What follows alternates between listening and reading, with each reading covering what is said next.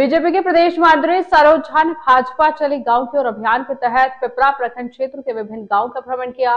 Doctor Saroj Jha ने बताया कि भाजपा चली गांव की ओर अभियान में वो विभिन्न गांव और बूथों पर घूम रहे हैं, जहां बीजेपी कार्यकर्ताओं से मिलकर केंद्र सरकार की उपलब्धियों को बताया जा रहा है। बीजेपी के प्रदेश मंत्री सरोज झा भाजपा चली गांव की ओर अभियान के तहत पिपरा प्रखंड क्षेत्र के विभिन्न गांव का भ्रमण कर रहे हैं, जहां शक्ति केंद्र प्रवास के दौरान पिपरा में भाजपा नेता प्रोफेसर रामचंद्र मंडल के आवासीय परिसर में आयोजित कार्यक्रम में भाजपा प्रदेश मंत्री डॉक्टर सरोज झा ने बताया कि भाजपा चली गांव की ओर अभियान में वो विभिन्न गांवों और बूथों पर घूम रहे हैं, जहां बीजेपी कार्यकर्ताओं से मिलकर केंद्र सरकार की उपलब्धियों को बताया जा रहा है। कहा जा रहा है कि सरकार द्वारा जितने भी जन कल्याणकारी योजनाएं चलाई जा रही हैं, उससे लोगों को अवगत कराया जा रहा है।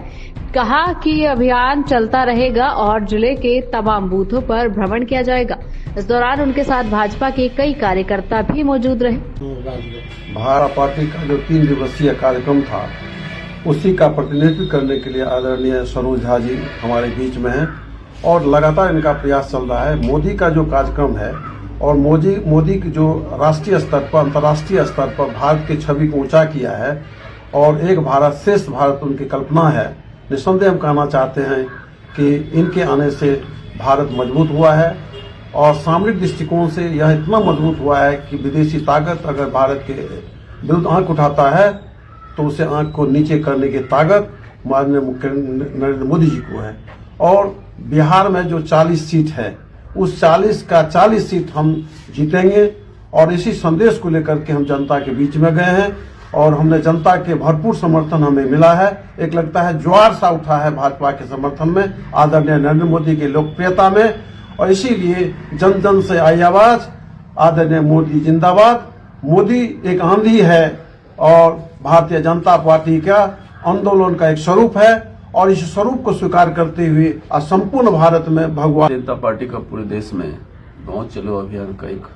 9, 10 से 11 का प्रवास की योजना बनी थी, जिसमें हम प्रत्येक जो रेवेन्यू विलेज था उसमें अपने कार्यकर्ताओं से मिलना था मुझे,